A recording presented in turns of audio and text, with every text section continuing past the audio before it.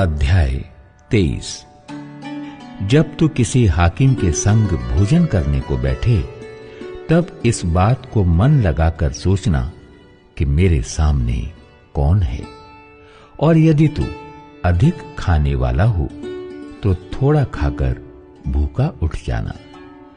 उसकी स्वादिष्ट भोजन वस्तुओं की लालसा न करना, क्योंकि वो धोखे का भोजन है। धनी होने के लिए परिश्रम न करना, अपनी समझ का भरोसा छोड़ना। क्या तू अपनी दृष्टि उस वस्तु पर लगाएगा जो है ही नहीं? वो उकाब पक्षी के समान पंख लगाकर निस्संदेह आकाश की ओर उड़ जाता है। जो डाह से देखता है उसकी रोटी न खाना और न उसकी स्वादिष्ट भोजन वस्तुओं की लालसा करना, क्योंकि जैसा वो अपने मन में विचार करता है वैसा वो आप है। वो तुझसे कहता तो है खा पी, परंतु उसका मन तुझसे लगा नहीं। जो कौर तूने खाया हो उसे उगलना पड़ेगा और तू अपनी मीठी बातों का फल खोएगा। मूर्ख के सामने न बोलना, नहीं तो वो तेरे बुद्धि के वचनों को तुच्छ जानेगा। पुरानी सीमाओं को न बढ़ाना और न अनाथों के खेत में घुसना, क्योंकि उनका छुड़ाने वाला सामर्थी है। उसका मुकद्दमा तेरे संग वही लड़ेगा। अपना हृदय शिक्षा की ओर और अपने कान ज्ञान की बातों की ओर लगाना।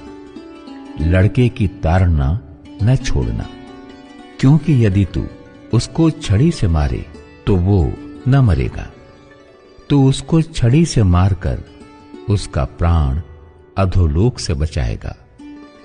हे मेरे पुत्र, यदि तू बुद्धिमान हो तो मेरा ही मन आनंदित होगा, और जब तू सीधी बातें बोले तब मेरा मन प्रसन्न होगा।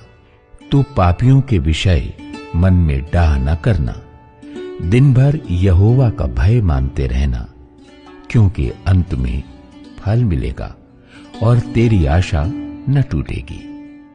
हे मेरे पुत्र, तू सुनकर बुद्धिमान हो और अपना मन सुमार्ग में सीधा चला।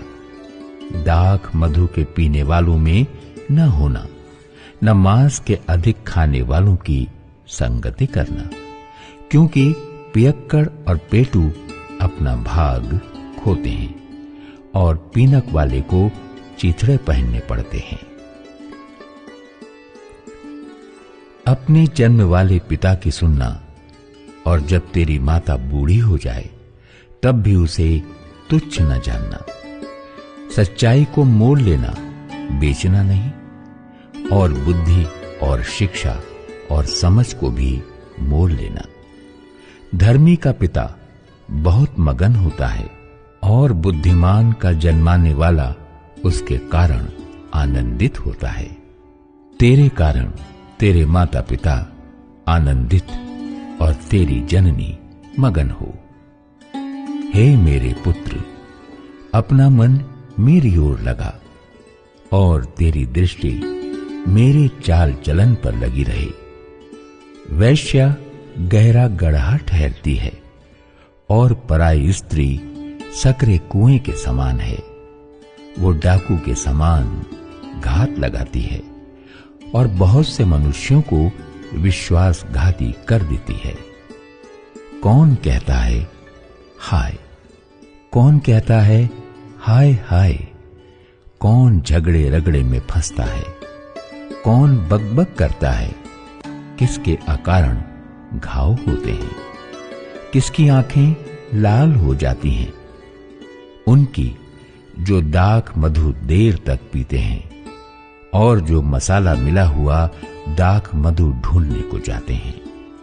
जब दाख मधु लाल दिखाई देता है और कटोरे में उसका सुंदर रंग होता है, और जब वो धार के साथ उंडेला जाता है तब उसको न देखना, क्योंकि अंत में वो सर्प के समान डसता है और करैत के समान काटता है।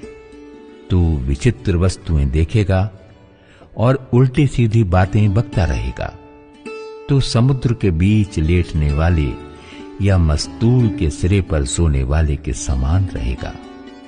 तू कहेगा कि मैंने मार तो खाई परंतु दुखित न हुआ, मैं पिट तो गया परंतु मुझे कुछ सुधि न थी।